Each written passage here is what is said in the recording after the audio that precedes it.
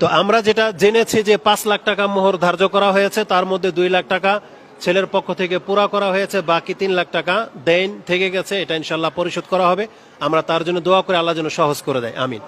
এখন আমরা বিয়ে পড়াবো, আপনি ওনার হাতটা ধরেন, ধরে বলেন যে আমার মেয়ে, কি না পুরো নাম বলতেন, নাফিসা হোসেন নওমি, নাফিসা হোসেন নওমিকে আপনার নাম, ওনার নাম বলেন, আলামিনের কাছে 5 লাখ টাকা মোহরানা বাবদ বিয়ে দিলাম।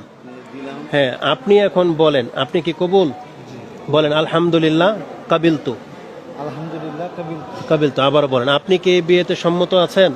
যে বলেন আলহামদুলিল্লাহ কাবিলতু, আলহামদুলিল্লাহ আলহামদুলিল্লাহ।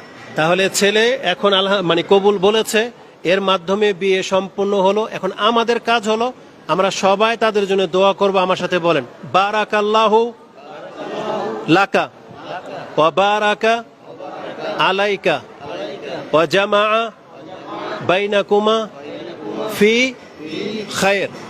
মানে আল্লাহ আপনার এই বিয়েতে বরকত দান করুন, আপনার পরিবারের বিয়েতে বরকত দান করুন, এবং আপনাদের দুইজনকে কল্যাণের উপরে পথ চলার তৌফিক দান করুন। জি, আল্লাহ কবুল করুন, আমিন। আসসালামু আলাইকুম ওয়া রাহমাতুল্লাহ। ঠিক আছে, আল্লাহ সুবহানাহু ওয়া তাআলা দোয়া করুন। জি, ঠিক আছে, হাত মিলান, ওনার সাথে হাত